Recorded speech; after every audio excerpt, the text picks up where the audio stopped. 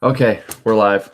So what's up, everybody? Welcome back to another This Week in NASCAR for the 22nd of March, 2018, post Auto Club. I'm joined today by DannyBTalks and DoubleEdud. Why don't you introduce yourself, guys?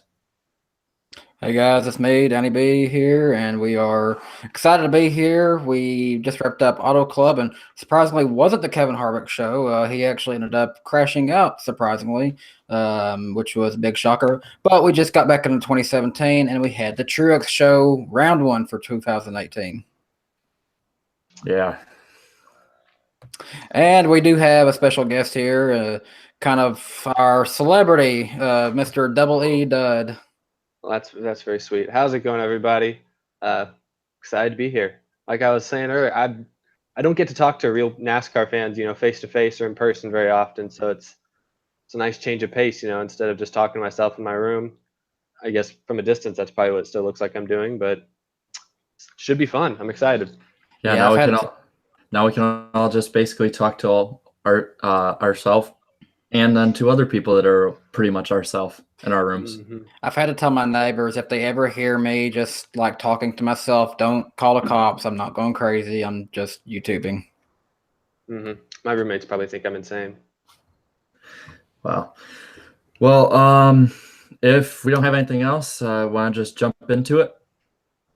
Yeah. Yep. Oh, I need to pull up the chat here so we can know what the heck people are saying. Yeah, Demo Derby Dude is first, and that's all we got so far. Woohoo! All right, so this weekend was the Auto Club 400. The quick synopsis is Truex won the pole, Truex won stage 1, Truex won stage 2, Truex won the race. Oh, and Kevin Harvick and Trevor Bayne crashed. One interesting thing, though, is that Truex's win was 11.7 seconds, which was the largest margin of victory since Kurt Busch's 2009 Texas win. It also is the fourth largest margin of victory since 2000, and only 10 cars finished on the lead lap. Sounds like a Truex win, if you ask me. Yeah, well, actually, it kind of sounds like the old races that all these fans keep saying that we won again, like from the 60s and 70s, where only a few guys lead and are on the lead lap. Yeah, it's true. No, you can't always have it both ways. Back in my good old days of NASCAR, Yeah, I always find it funny when they're saying that it's the glory days of like great finishes and stuff, and you look back and most of the races, it's like Pearson and Petty, Petty, Pearson, Pearson, Petty. I mean, it depends on what area you think you're actually talking about. In my opinion, I think like the 90s might have been the best racing, but that's just me. 90s and early 2000s, it sort of bled into together. Yeah, I mean, the 92 season, obviously that championship battle, that one, I guess you could consider that, like as tight as it was, it's more comparable to like how it would be like maybe currently, where it comes down to literally the last race. And I think what was it, 2009 or 2010, when it come down to Harvick and Hamlin, I feel like that was probably one of the more better ones of the old playoff, like the old chase style. Yeah, I think that was 10 because that was Johnson's last one. Yeah, and we're actually already getting off topic because we're supposed to talk about Auto Club right now.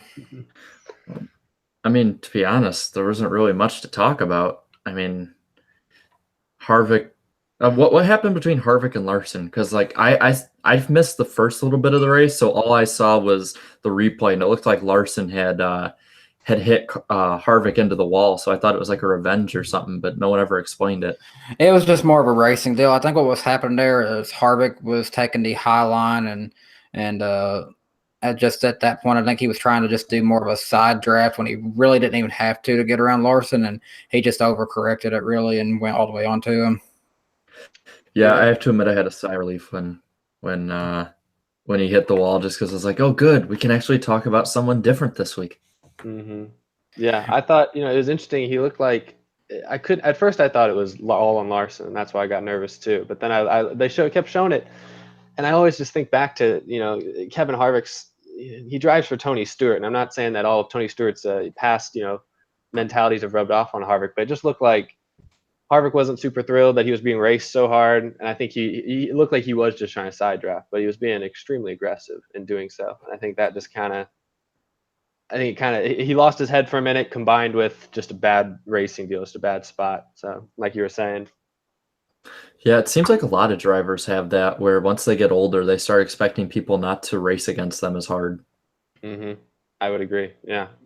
I've noticed it with Kyle Busch a lot. I've noticed it with Hamlin a little bit. And then like even Johnson the past few years, I've noticed he gets mad when people are like racing side by side with him for too long. I feel like Chad Knaus gets more mad than Jimmy Johnson does. Yeah, gets caught cussing on the air. Yeah. Yep. Well, aside from Auto Club not really being much, we do have one pretty exciting thing to talk about, and that is we get to see in a few weeks the return of the number 8 car. You know the classic car last driven by Eric Almirola in 2009. Yeah, I don't think many people remember that. No, but I remember I was at Bristol for the first time, and he had a number 8 Guitar Hero Chevrolet, and it's like that's odd when you consider all the Budweiser schemes that car has had. Yeah, and then I liked it when Mark Martin drove it because it was the Army car, so it's still with the way that the E was colored with the yellow Army was it just sort of fit. It wasn't as what do you call it, like such a rash cutoff, Yeah, now the 01 Army car really wasn't bad for its time period. It actually had a cool like yellow fade to it, and I kind of appreciate that. That was one of my favorites, actually, the old Mark Martin Army car. Yeah. I really like that one. Yeah, I like that one too. So I had when Danny, when you sent me a link about that, I was like, oh great, another shitstorm.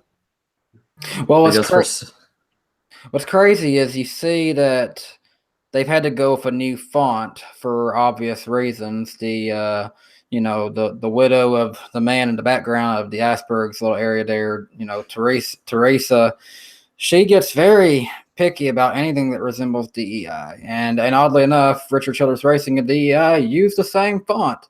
So you can't just slap a number on that font because someone's going to get offended. Yeah, and that's the problem. Is I feel like that little vocal minority is going to try and be heard and be all upset about it when, in all honesty, I mean, it's not like the last person that drove it was Dale Earnhardt, or if it's like a petty car or something. It's like, at being a Junior fan, it's like, yeah, Junior was good, but it's not good enough to freak out over. Because I saw some people are like, oh, great, this scrub is going to be in the 8 car. And it's like, just get over it. Yeah, I mean, I don't know the full backstory, but what was the deal? How did RCR get to where they're able to use the 3 and versus not being able to use the 8? Well, DEI never owned a 3 in the first place. Even when DEI was around, the 3 car, like Dale Earnhardt was still an employee of Richard Childress Racing, just like Dale Jr. owns Junior Motorsports, but he still drove for Hendrick Motorsports at the same time. I see. So it's more of a DEI thing versus an RCR thing. Yep. Yeah, okay, it's more of a Teresa thing. Yeah. But Teresa and Dale, they did own the 1 and they owned the 1, the 8, and the 15. And even in 2011, you had Michael Waltrip was going to run a throwback for, being 10 years after his Daytona 500 and 10 years after we lost Dale. But they had everything planned out. It looked great. They showed everybody. It's like, oh, cool. He's running a throwback to win that, 2001. And then he shows up and it looks nothing like what they originally showed. The number font was off and it just was not the same thing. And it's like, what happened? And it really comes down more or less to Teresa getting involved. And we even saw as recently as when I think Teresa, when she sold all the assets to Chip Ganassi, they even had to refont Jamie McMurray's number 1, if you really noticed that. I think that has really a lot to do with that. I always wondered why they did that. I noticed they changed the 1 from I can't remember the specific year. It wasn't that long ago, but yeah, when they changed that, I noticed that and I always wondered why. I think it really has something to do with all of the fact that Teresa Earnhardt wants to claim everything that was DEI, and that's really a shame because we've talked about this before, and I'm going to eventually do a video on this of 10 things I think wouldn't have happened if Dale Earnhardt hadn't passed away, and obviously the way DEI was handled is one of those things. Yeah, that'd be interesting. Yeah, it's like Teresa Earnhardt keeps because it's kind of sad to think about, because when I look back at some of the stuff when they were talking in interviews and stuff, it's like she really held a lot of people together for like 2 or 3 years. And it's like as soon as that sort of grieving period subsided, she just started grabbing everything for her and basically became the Wicked Witch of the South. Yeah, I kind of agree with you on that. I'm reading the chat here. It's not as active as it was yesterday, but then again, we were on my channel last week, and that just has a little bit of a bigger following. I'd hate to say this if we were ever on Eric's channel, because that'd be hard to follow. It'd be kind of fun just seeing it zip by. We'd have to do it on slow mode. Probably. But Irishman is saying a few things. He said, y'all got cool stuff in your rooms. Mine is just boring. I mean, this is my living room. It ain't that cool. I just so happen to have a piece from Austin Dillon's race car, but it's not really there all the time. It's just on my couch. But I got it signed yesterday at Bristol. I drove 2 hours to the Bristol Bass Pro Shop just to go see the Bristol Motor Speedway season preview event.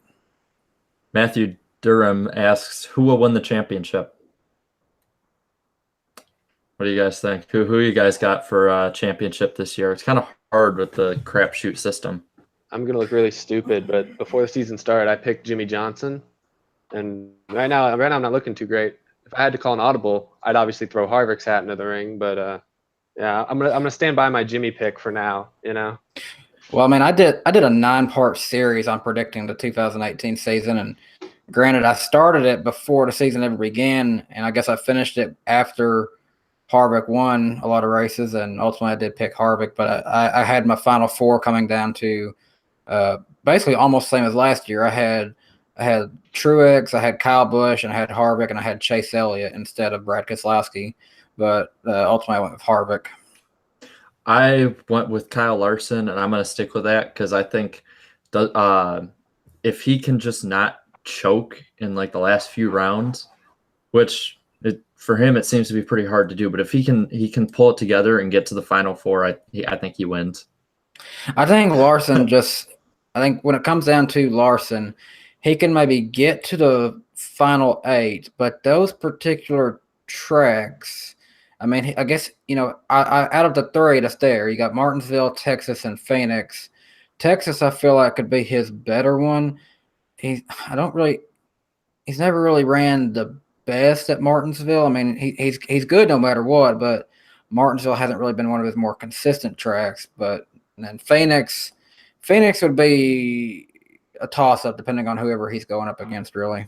So the Disaster Gamer says Blaney, and Irishman says Gray Galding. He's probably saying Gray Galding just because I just personally have not really liked Gray Galding, but that's just me. I think it'd be different if I knew Gray. If I hung out with him, it'd probably be a lot different opinion. But I think if I got a chance to meet Gray, it'd be different. But just with him, he was just pushed way too fast, in my opinion. Like, he went from being a K&N driver with a solid Krispy Kreme sponsorship on a solid track into NASCAR, and he started to come into the truck series, but he just bypassed it all. He literally, like, after a few races, left it, went into Xfinity for a little bit, and then he never ran a full season, 8 or 1, and then suddenly, boom, he's a Cup Series driver. And for me in NASCAR, that's pushing someone way too fast. Like, you are not going to be good if you go that fast in your career. And he hasn't been in really any good equipment since especially not in the Cup Series. I mean, I saw him when I was at the Texas race last November. I saw an interview with him, and he was like, it was like a low key interview thing, like before the race. And I'll be honest, that was like the first time I'd ever really, I mean, I'd heard of him, I knew his name, but I didn't really know anything about him until then. And I just feel like, when you're driving for these small teams, especially if you get rushed in there like that, it's just, what good is it? What good is that doing anyone? Is that really, you do all this work as getting through the ranks just to rush yourself? I mean, obviously, if someone offers you a Cup ride, it's hard to say no, especially if you're young and you've been in Xfinity and trucks and stuff your whole life. I can understand why people would say, yeah. I mean, he's making bank no matter what, I'm sure. So That's I mean, true. It'd be too hard to pass it up. Mm-hmm. He's kind of like the equivalent of if someone got it's like taking a junior in high school and then putting them on the Reds. It's like one, they're already going to be behind the curve, even if they're a stud. But then on top of that, they're so far behind with a horrible team. They're just, he didn't stand a chance. He looks destined to be another one of those huge busts that we got, everyone a few years earlier was saying was going to be a star, Yeah. I'm reading the chat here. It has picked up a little bit more here. So we got a few things here. Big Kahuna Houston said, love the Dale Earnhardt statue. So that goes to you, Iceberg. Thank you. C. Henry 20 said, if Dale Sr. never died, would Dale Jr. have won a championship? That's just debatable. It really depends. I feel like if that hadn't happened, he could have been better emotionally, a little bit better for a few seasons, and maybe he could have. I definitely think that DEI wouldn't have ended, and he may have stayed with them if the equipment was good. I feel like if the equipment started to fail, he might have still considered leaving, but that's really debatable. And I'll get into that more whenever I make my things that I think would have changed if he hadn't passed away. Demo Derby Dudes asked, should we ask questions? And yes, feel free to ask questions, definitely. Love questions. Kyle Busch and Harvick are a lot of them in the chat I see too. And then Disaster Gamer, Bubba all the way. Yeah, I'm going to guess that's a little bit of a troll. Maybe say that 3 years down the line, and it'll probably be a better pick. Oh, Irishman, what is all three of your favorite memorabilia? I think that's for all of us. So. Ooh, that's a hard one because I do have a lot of memorabilia. I don't have too much, but I feel like I know I have more than 3, so narrowing it down. I'll start then. My junior hat right here. I got it signed last year at Chicagoland, and so I'd been trying for like 11 years to finally meet him, so that was pretty cool. My first die cast, just because I remember getting it way back in 2005, and it's always been, whenever I display my die casts anywhere in my room, it's usually one of the only 3 or 4 that I always put up. And then probably, would a ticket count? I was going to count a ticket as one of mine, but it's signed. So I'm just going to count the ticket when I got to see Dale Jr. win in person, because that was pretty awesome. That would be cool. Yeah. Yeah. Real quick, before you guys jump into it, asking for our picks at Martinsville. We'll get into that later. That'll be after we do the preview and everything. Yeah, we'll get that more towards the end. I saw one question here. Was like, where did it go? What are each of your favorite paint schemes this year? For me, I guess my favorite paint scheme this year has got to be the one that Bubba Wallace is using this weekend, the STP car. Now that one looks amazing. The colors just pop so much on that one, in my opinion. I agree. That's a good one. Other top ones, I like. William Byron's, tip like normal Exalta car, the flamed one that he ran at Daytona. That one, it's cheesy, but you gotta love it, So that one grew on me a lot. So it's the first time I saw it, but that one's really nice. When I first saw pictures, I thought it was like black, like the main car was black with all the flames, and then when I actually saw the track, I was like, oh no, that's like a navy blue. That is super cool. So that might be my favorite. It's one of the top ones for sure. Another one that's real close for me is the throwback car that Kurt Busch is going to be using at Darlington. That's the first throwback we've seen this year, and it throws back to the car that he actually barely lost to Ricky Craven in. It's instead of like Rubbermaid, it's got Haas on it, and instead of a big Sharpie on the side, it's like a big drill bit for, Haas is like, what is Haas? Anyways, they're like machine work equipment. Yeah, I think it's like automation, Haas automation, I think is what it's called.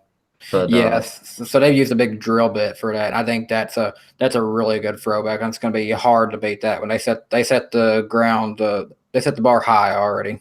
And kudos to Kurt Busch for being willing to run a car he lost in. Yeah, some people, the ego would be too big for that. Now it makes me wonder: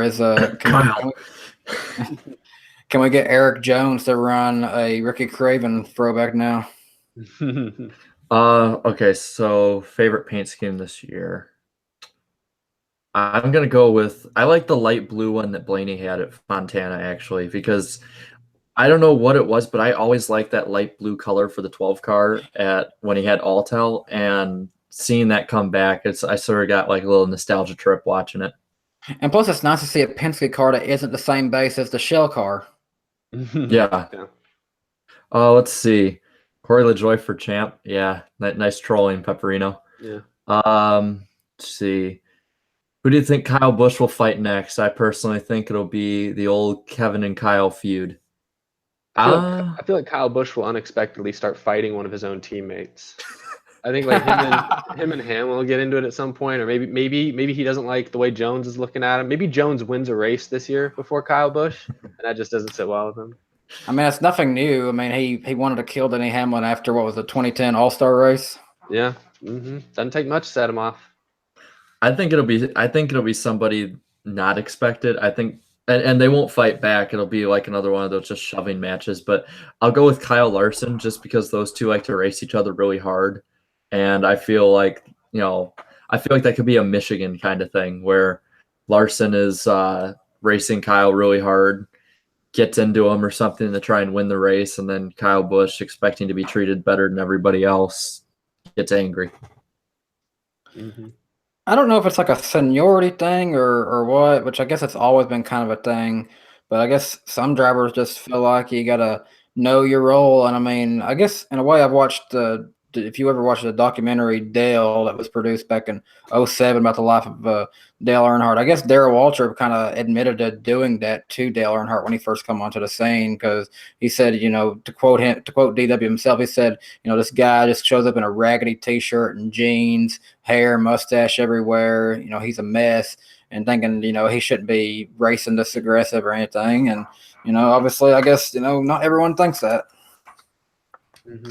And Kyle Busch even said before the season, he's not super thrilled with all the attention young drivers are getting. So he's already he was like kind of the first one to really show his, I don't know if displeasure is the right word, but just his, jealous.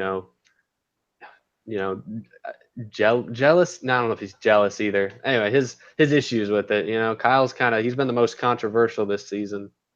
Yeah, but I'll say this for Kyle. The one advantage he has is that he does own KBM, which is the feeder department for Joe Gibbs. And if Joe Gibbs ever said, "Hey, Kyle, you're out of the car," he could be like, "Okay, well, KBM shut down. Find your talent somewhere else." Yeah, that's true. He might do that.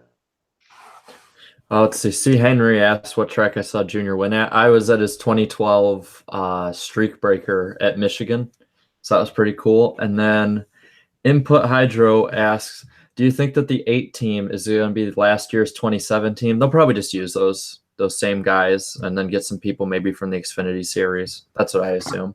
I could say that. And then I know they've got all kinds of people. There's one guy, gosh, I cannot remember what his name is, but he does vlogs on YouTube, and he actually works for Richard Childress Racing. And he's done anything from pit work to stuff like at the shop and stuff. So I mean, they have all kinds of people that they can use to really throw together a team, and eventually, they might not even go with the number 8 in the long term. They might, but they could just bring back 29 in the future. That team is really until, and as of now, it's just a car to get him onto the track. Yeah, I think I talked about this actually in and out of the group I'm going to be posting tomorrow, but I think he's racing 2 races this year for him. I think it's more of an audition for sponsors than it is maybe for RCR themselves, because I think RCR, they're looking at like, oh, he's a good young driver to possibly come up for next season. But I think it's just going to come down to money. Like the reason they didn't have anybody in the 27 this year is just because who was out there? Like Matt Kenseth, nobody was willing to sponsor Kenseth for a full season. Danica, nobody wanted to sponsor Danica for a full season. So that's why RCR went without the 27. So I think if Hemrick's got sponsorship behind him, like enough to fund the majority of a season, I think that's really all that's holding him back. And honestly, I think that they're in the best situation they can be to have just 2 cars right now, because even, Dylan's won the 500, and even Ryan Newman's been showing a lot more speed. He he led a lot at Atlanta early on, and he had some issues, but, even both their cars are showing improvement this year so far. And I think the whole reason they used the 8 was just to do just sort of something flashy. Because, I mean, if you're going to be in some no-name with some new name, no name team. Not say RCR is, but just that specific team on RCR. You got to have something that will get your sponsor on TV. And using the 8 card, there's obviously going to be some hype behind that. They're going to do a little update here or there during the race. So I think that's the only reason they're using the 8. Hop on over and do like the 27 again, or the 29 or the 30, old numbers of theirs. Yeah. See you later, Irishman. He says he's going to be back later, but he had to hop on to moderate another stream. And then I see we only have 9 likes, so please lick the like button. Lick that like button. Yes, lick it so hard. That sounded so bad. I'm sorry. Yeah, that actually that went too far, buddy. So we should probably move on. We're about to get the stream taken down. I'm sorry. This is a family show. They got some rules on YouTube these days. Oh yeah, that's for sure. But let's move on to something more, well, not positive but different. The TV ratings. So I'll just read those off. We can give our short little responses and stuff. NASCAR on Fox this week earned a 2.4 rating with 4 million viewers, down 25% in ratings and 22% in viewership from 2017's 3.2 and 5.2 million, as well as down 40% and 41% from 2016's 4.0 rating that had 6.8 million viewers. So what do you guys think, other than what Darren Meek said is that's awful? Well, I mean, I was noticing on Twitter, Eric posted this, a chart of the NASCAR TV viewership, and it's amazing how much it's dropped, like in the first 5 races. Like in 2015, it was close to 50 million total before, after 5 races, and now it's just barely over 26 million total after 5 races. Yeah, they've been that graphic going around. I've seen it from a few people on Twitter, and most people are crying doom and gloom, saying it's the end of the world. And I look at it, definitely doesn't look good. When you're dropping, especially from last year to this year, is the steepest drop we've seen in a long time. But I think the main thing you got to focus on is look who's gone. You look back 2015, we had Tony Stewart, Jeff Gordon, Matt Kenseth, Dale Earnhardt Jr., Greg Biffle, Carl Edwards. All of these huge names were still at the top of their games. 3 years later, especially now this year, the first year in the post Dale Jr. era, they're gone. And you go to a racetrack and 80% of the fans there are fans of one of those 8 drivers or 7, however many I just named. So I think it's the type of deal. They're doing the right thing with pushing all the young talent these days, because everyone just talks about how disastrous it looks for NASCAR, but nobody offers up a real solution to it. And I think that's because it's not an easy solution. I mean, NASCAR is a huge company that got tons of people trying to figure it out, and it's not an easy solution. I think it's just one. I think they're doing the best they can by promoting the young drivers. They announced, whatever it was, a couple days ago, they talked about how they're doing like an enhanced fan experience at some tracks this year, where they're trying to promote driver fan engagement. They're trying to get like more of these drivers in front of more people's eyes and stuff, and make people feel closer to the sport than they have been before. And I think that's the best you can do. And I think if things go well, I think a few years from now down the road, as these younger drivers like Larson or Blaney or Jones or Chase, any of them, Bubba, you just hope that they strike a chord with enough people the same way Junior, Stewart, Gordon did, and it just kind of carries you in the future. I don't think NASCAR will ever be as big as it was, or at least not as it won't have as much power as it did in the late 90s, early 2000s. I don't know if it'll ever get there again, but it can at least, I think it can get back to where it was, before, like in the mid 2000s, like 2006, 2007. I feel like it can get back there. I just think it needs, I think it just needs time, and it needs people to not just lose faith because of one down year. I want to say something, and I'm going to leave this person unnamed, but I was at an event yesterday in Bristol, Tennessee, at the Bass Pro Shops up there for the Bristol Motor Speedway season preview event. Very fun. I got to meet Ty Dillon, and I got some autographs from Austin Dillon, but it's because I know somebody who was able to go backstage and get some things signed for me, so I appreciate him for doing that. I'll leave him my name too, the same person about to talk about though. But where I was at, there was a man in a wheelchair, and he was with some family, and the best way to describe them is that they're what people typically think of as a NASCAR fan, someone who seems like they come from a lower income, maybe even lesser educational background, but of course that's all just assumption and bad for me assuming, but honestly, just at first glance, that's how they appear. That's the best way I can say that. But they looked at this man who is, wearing a suit. He's there with Bristol Motor Speedway, and he just looks at the guy and he says to him, "So who's your favorite? Who do you root for on race day?" And the guy who's going to be unnamed from Bristol looked at the guy and said, "Oh, I'm not really a fan. I just work here." And in my mind, I'm thinking, that doesn't really sound right. These tracks and NASCAR, are they really hiring people who aren't really fans of the sport? I mean, are they literally just getting corporate people who know the business world but not really the sport? I mean, in my opinion, that's not really the best way to do it. If that's the way they continue to do it, I don't know that the sport's going to really advance much further if they don't have people who actually love the sport running things. But that don't necessarily mean it's like that for everybody. But I didn't like seeing that. That's bad to have that at like a promotional event, especially. I feel like that's a spot where you definitely need to have most everyone there needs to at least know the bare minimum of the sport. I mean, I don't know. Yeah. Yeah, it's like you'd think they'd at least say something like at least bring up an old driver that might, and when I say old, I mean a lot older. At least just say like Jeff Gordon or something. You might sound a little clueless, but at least say something. He threw it off, and he's like, I'm not really a big fan, and he's like, I root for them all. Yeah, or like someone like, because like how old was this guy? Like, like which one? The one who asked the question, or the guy who works for Bristol? The Bristol worker. Looked like he was in his early 40s. Okay, so I mean, he could have said something like, Earnhardt or Rusty Wallace, because Rusty Wallace is always doing promotional stuff at Bristol nowadays. He could have said just someone like that just to get a little hype built up, Yeah, I think people. It's been so long since he was racing all the time. People forget how dominant Rusty was at Bristol now.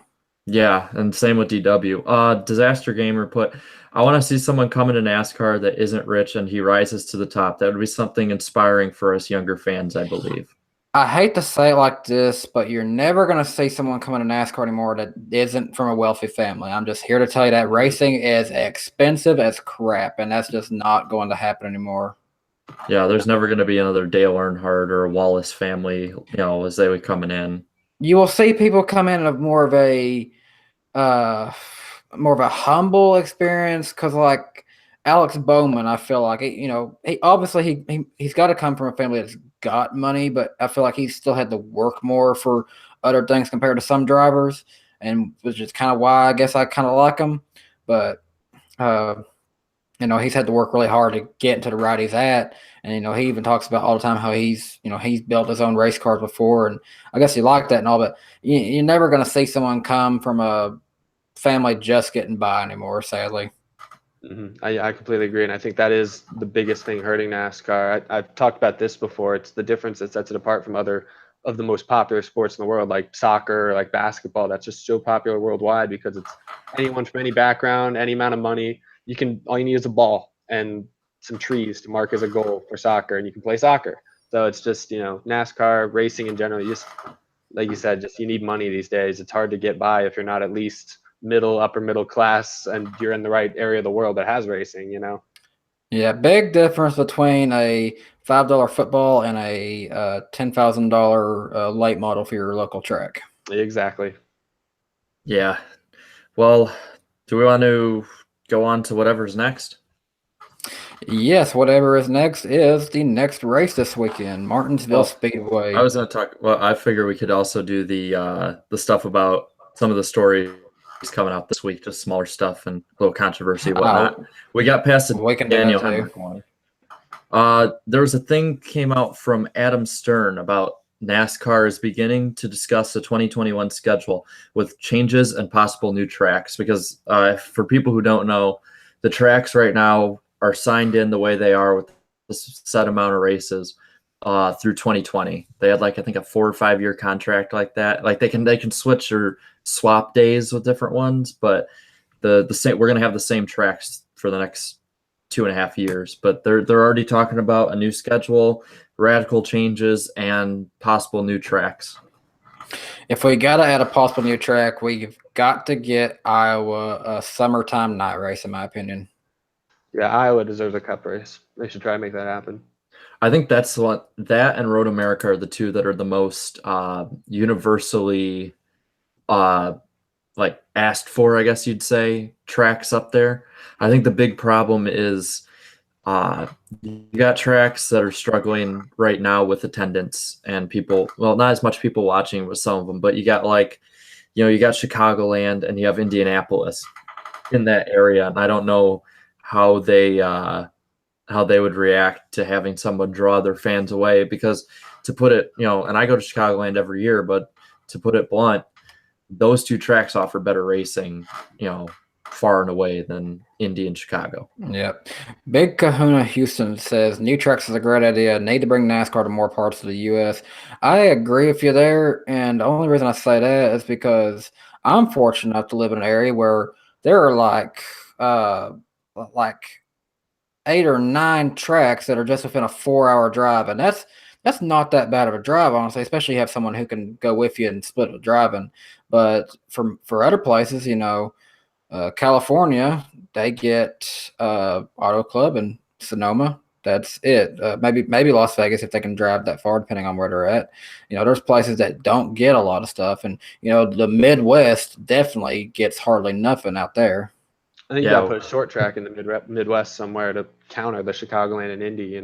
Yeah, because like living in the Midwest, I would say that a short track would fit perfectly, because it's like when you look at the coasts, and I'm not saying this to be too harsh on generalization, but when you look at the coast, you sort of see that sort of suit uptight, just have everything slick and clean. Whereas the Midwest, you got the Rust Belt, you have this is where the Industrial Revolution in America, where that came to be, with factory workers and stuff like that, and it really would fit more with that hardworking mentality and having to get through the grit and grind into where you want to be. I think a really small, like bullring short track would fit perfectly. I honestly think they should do, for the All-Star race, they should go to different local short tracks, small different places, make the demand for the ticket high, and that also really good on TV. Because and this is me talking for the Rockford Speedway near where I live, I think a quarter-mile track that only can fit about 5,000 people around it, in an area that definitely needs a little bit of an economic boost, I think it would be good for all involved, and then just sort of dart around the country with that. I think that'd be pretty cool. That would be wild. Another thing I think would be good if we look at more than just the Cup Series, the Truck Series already goes to Eldora, and that's pretty unique. But you know what? For all the series, they go to at least, I feel like, 2 of every kind of track, really. They go to at least 2 road courses, it seems like.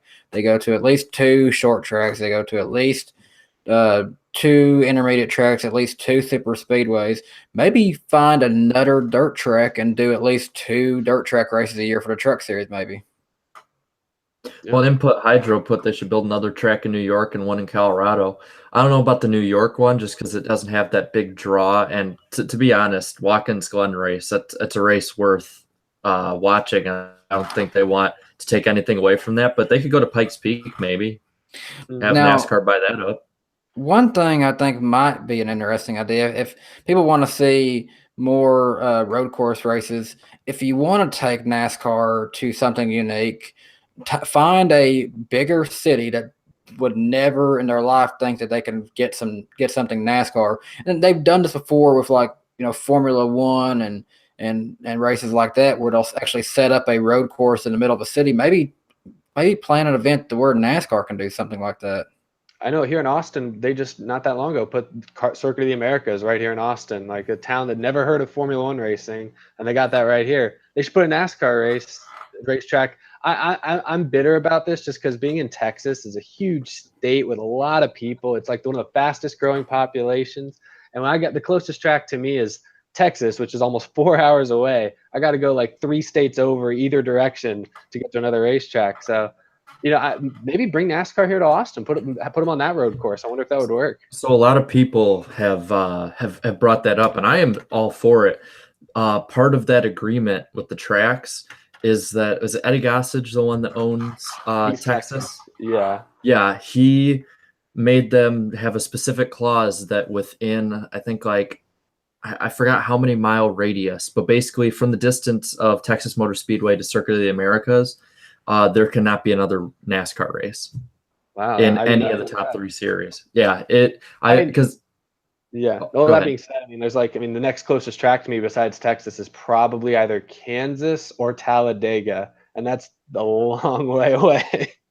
Gosh, and that's just crazy thinking because I said I've got so many tracks that are 4 hours away. Talladega I was falls into jealous. that 4 hour range. Yeah, for me, it's like Chicagoland, Iowa, Road America. I wish they had a Milwaukee Mile back because I could visit friends that are up in college there, and at the same time take them to a race that's cheap and a lower series, and then Indianapolis. And honestly, God, unless I get free tickets, I am not going to sit in Indianapolis to watch half a track of cars going in a single file parade. how did we lose so many classic tracks like the Milwaukee Mile and the short track at Indy and the short track in Memphis? So many classic tracks like that we lost that we were literally racing at less than 10 years ago. Nashville Fairgrounds. They had Dale Jr. was talking about it on NASCAR America. It was up for auction, and people were trying to get NASCAR, one of the 2 main ones. What do you call it? The track sanctioning bodies. They were trying to get one of them to buy it, to put it in like the Truck Series or the Xfinity. I keep calling it Busch Series, but they passed on it because they said it was too much money, even though they make billions. And now all Nashville really gets is the ARCA series. They're racing there in a couple of weeks, actually. Oh, really? Yeah. ARCA's, believe it or not, ARCA's second race of the year is going to be there. Damn, that's even bigger jump than a lot of the Truck Series times off. Yep. I think input. NASCAR. Oh, sorry. Oh no, don't go ahead. Go ahead. I was just going back to the losing all those old classic tracks. A lot of those were short tracks, and that's just kind of that era. The mid '90s. They were building like I know Texas was built in the mid '90s, like '95.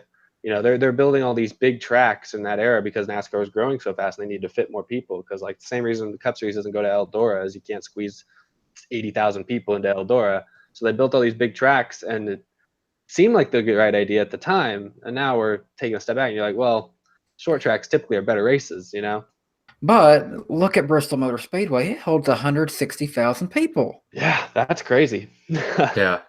Well, I think 2 things. One, the thing NASCAR I think needs to learn that they haven't is like, they might not think it, but optics matter. Like you can have like when the last Michigan race I went to was 2016, and they hold at the time they hold 62,000 people in the stands, and that place couldn't have been a third full. There's probably maybe 15,000 people there. If you put 15,000 people at the right track, you can make that place look like it has 100,000 people there just based on camera views. And what I get at this is for a first-time viewer, like for instance, when I first watched my first race, the 2005 Daytona 500, I was amazed that there was like 200,000 people there, how many people, how loud it was. That was part of what drew me in and was like, wow, this is something like if this many people are willing to buy tickets to be there, like I can't miss this. And I think a lot of people don't realize how big of a deal that is. That's a really good point. No, I would agree. I know you see like people have been bashing Indy so hard just because the stands are so empty there recent years, but it's I get what you're saying. Actually, that makes a lot of sense. Seeing the big crowds, seeing the draw, that's just kind of it makes it look like you're a product that people really want. You're a highly sought after product, and everyone wants to have the best things. That's a good point. I'll say it like this: I've been to now quite a few different styles of tracks. I've been to Bristol, Martinsville, Atlanta, and Talladega now. And in the order of like fan experience, what I can see from where I'm sitting at, it goes Martinsville, Bristol, Atlanta, and Talladega. Talladega really you need to be up in the higher seats if you want to be able to see maybe the whole race. If it wasn't for the fact that there was a TV in front of me, I would have probably been bored at that race. But fortunately, there is a TV where I can see it. But at that point, it's like, dang, I drove all this way to watch the race on TV and see him for a few seconds each lap. Mm-hmm. But I guess it's just a sacrifice of the track you're at. So I'll be honest, I would never sit in a low seat at a plate track. I love watching plate racing. It's one of my favorite kinds behind short track racing and at this point road course racing, because road course racing nowadays is based high speed short track racing. But hey, tickets were $24 in the Chase Elliott program, so yeah, I'm just putting my opinion. I've seen too many flips, and the fact that these Gen 6 cars seem to find ways to flip into the fence or to have scary looking crashes. I'll stay a little higher and pay a little more. You know, I don't want to have to sign over to sit in the front row. Like that's what I had to do when I went to a sprint car race. They had it up in our town, and they had us to go in the garage to sit near the front. They had us sign a waiver before we went into the track, and it's like, holy shit! Like it's that dangerous. I can see why. Whenever I've been doing iRacing here lately, I mostly do the sprint cars, and those things are so hard to control because they force you to run up on the high line, and just one wrong move, and you've instantly went up on the wall into the catch fence or something. The first crash at a sprint car race I saw, they literally flipped out of 4. The wheel bounced up 30 feet in the air and over the fence and over a billboard. And the fence that we had between us and the track was 10 feet high and had no catch fence. It was just basically just, chicken wire. And we were like, yeah, we're screwed if this thing goes into the stands.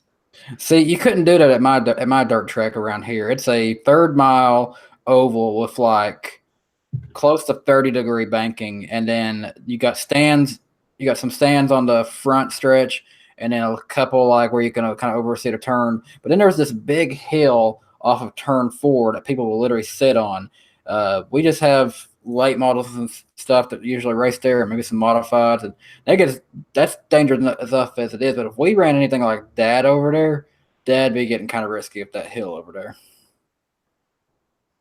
I'm excited. I'm hoping to go to my first sprint car race in a month or two. They have a track like an hour away from here that they apparently have a race at. So can't wait to see what all the fuss is about. Depending on where you sit, make sure you have like clear like working glasses, because I didn't know that, and I had dirt in my teeth and my hat. So yeah. No, I've heard you got to go there and dress like you're ready for a sandstorm. Yeah, or you're just gonna be looking right the whole time with like your hat tilted, and that's no fun. Especially because like we get the Lucas Oil late model series that comes to our track, and those things create a lot more dust than other cars. Like if it's like the crate late models or 4-cylinders, they're not bad. But when you get the super light models out there, that's when dust gets flying. Yeah, and then when I was there, the first thing I noticed is like they move so much faster than they look on TV. Yeah, like the whole time I was like this, like I could barely see doing that.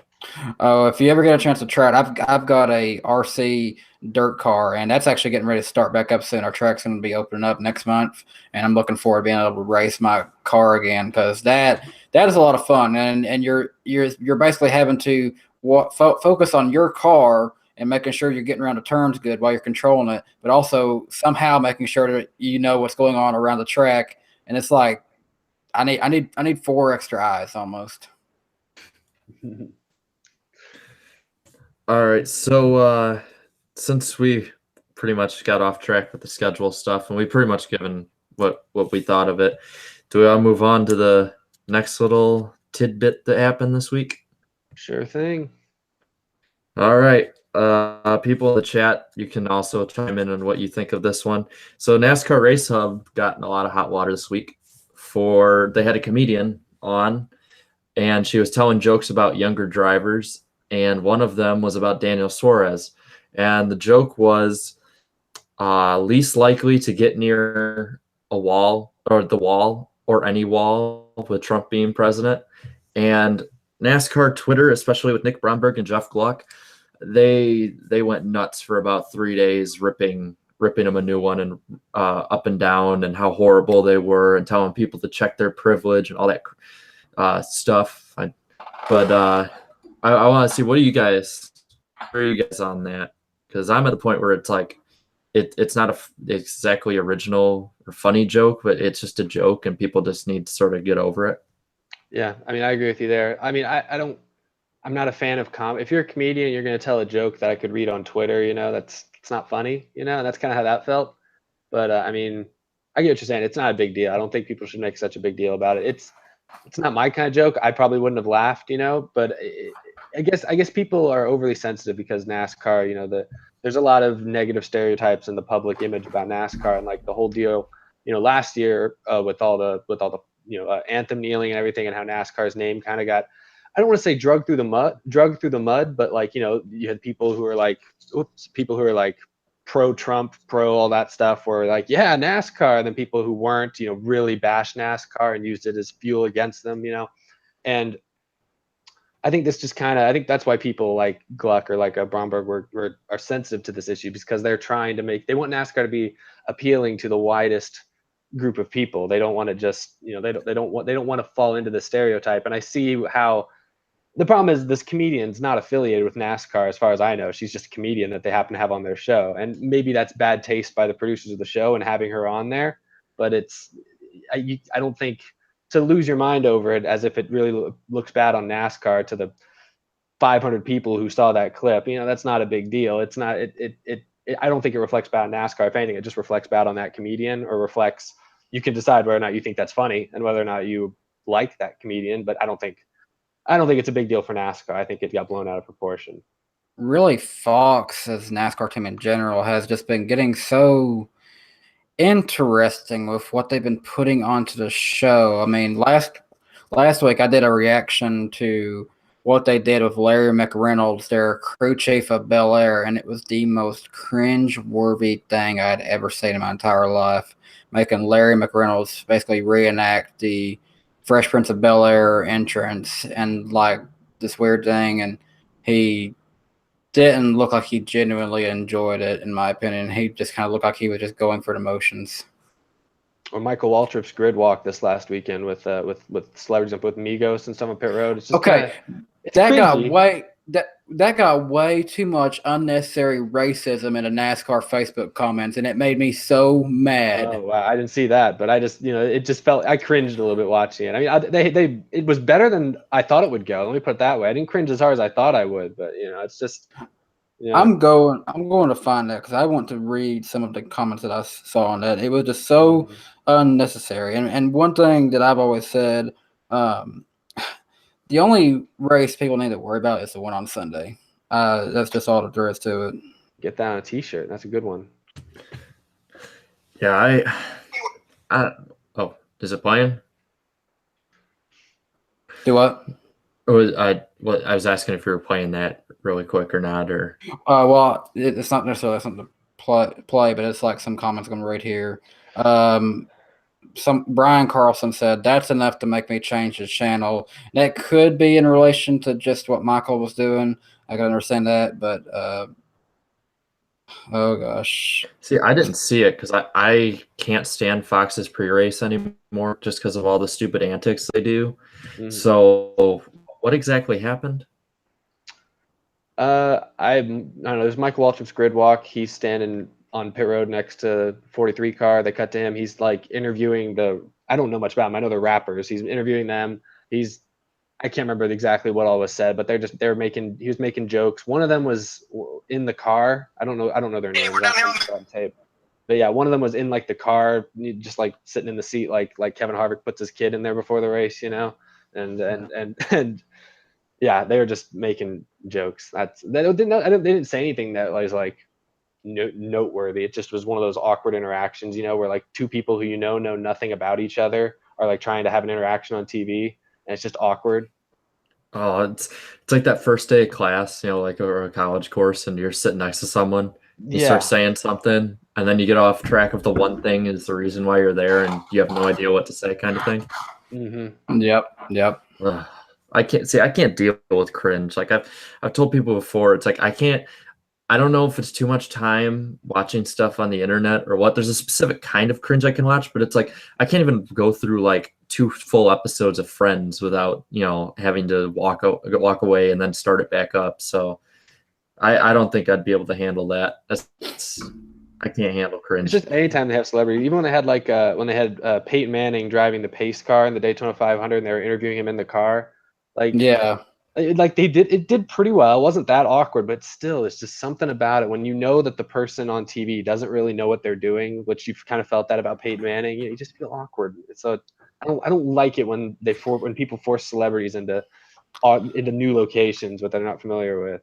I'll say Yeah. this. I'll say this. I love Peyton Manning. He's the Oh, I love greatest Peyton Manning. Yeah. He's greatest of all time in Tennessee Volunteers football, NFL football in general. In my opinion, I still think that he's better than Tom Brady. That's just my opinion. But that's another subject for another day. But Peyton, in the case of this, he's there to drive a car. Anyone can drive a Toyota Camry that's not NASCAR or Toyota Camry. But his other thing was he was there mostly just to promote Nationwide Insurance and be there with Alex Bowman, really. Yeah. I mean, I get why they put him there. It's just, it always makes me cringe. I don't know why. I'm looking at the chat and let's see. Pure cringe. NASCAR, Fox NASCAR is going down. So a lot of that stuff. Two of them that caught my eye. One, AB68 said, "Holy shit, I missed half the stream. I'm so sorry. Lick the like button and all will be forgiven." You are here now. C. Henry 20, do you like or hate Fox's new leaderboard? I'm fine with it, honestly. Most people got upset about it, and to me, it's honestly not a big deal. I still say the race fine. I think of it like this. It's think about what we used to watch the NASCAR. Like if you go back and watch anything prior to 2007, it was in what was that? That's the 4-3 ratio. I mean, and all lower quality. I can get over the ticker. It serves a good purpose, and it shows me more quicker what's happening. Whereas used to it'd be the thing where it slides through here, and I'm like, okay, I just want to know if Dale Jr. is back in the 20s or what is he doing, and then it's just like I got to wait forever for that to come by, and then I see it all pretty quick in my opinion. Yeah, I like the new leaderboard. I like that they changed it after like the initial. I think it was after the shootout, whatever it's called now, the shootout race. They had it was a lot more intrusive. It covered a lot more of the screen. And then I think a lot of people cried that it was not good. And I'm glad they changed it because I like what they have now. Because like you said, it shows you the top like 20 or however many they want to show you. But it can show you like 20 cars at a time, which is half the field. That's pretty awesome. So, I mean, Yeah. But as for Fox's coverage in general, I used to say Fox was my favorite. And I got to say, other than Mike Joy and Jeff Gordon is okay. The rest of them, it is going downhill. I got to say, I'm not loving it. I do intend on at some point making a video of how Fox Sports or how NASCAR broadcasting in general can get back to its glory days. And part of that I think is reevaluating some of your talent. And I just have to say I love DW to death. Boogity Boogity is a classic to me, but I really think it's time to get somebody else in his place. Yeah. Yeah. Like half the time he'll start talking about something. He'll kind of be like me, where because I'm spacey, but he'll start talking about something, and then completely forget what he's talking about, and then just sort of go into something else or try and make a joke. And it's like, man, you're in front of millions of people. You get it together, man. I think it would be better as if the booth for Fox was Mike Joy and Jeff Gordon if they stayed, and then Larry Mack or just somebody brand new. Just get someone new that people can either latch onto or love to hate. But DW, I think his time has sort of run its course in the booth. I just hope they don't replace him with like Michael Waltrip. I can't stand Waltrip. No, please don't do that. I think Mikey is fine in the role he's at. We don't see him too much. We see him just enough to where he's not overly Mikey. And Mikey, but between the two, I like both. Michael Waltrip winning both of his Daytona 500s is a classic moment. To be a driver who didn't do much before 2001, it's great to see that he still had his own moments of fame. But as far as like if I want to see him, if I want to sit down and watch him for 4 hours, not really. Yeah. Let's see. See, Henry also had 2 other questions. 1, Fox or NBC, and 2, how do you think Dale Jr. is going to do? I assume in the booth. So I'm going to go NBC just because they're way more professional about it, and actually I think treat it with a little more respect. At least the race coverage. I don't know about outside of it too much, but that's my take. Yeah. Dale Jr.'s. Sorry. Go ahead. Oh, my bad. No, I think I would used to say Fox by a mile, but I think Fox has come down. I actually think NBC with Dale Jr. is going to be better than it is now. I like NBC's pre-race coverage, and I like a lot of the surrounding stuff. I know what you said. Fox's pre-race with Michael Waltrip and all them. I just can't watch it. It's hard to watch sometimes. I'm not a big fan of it.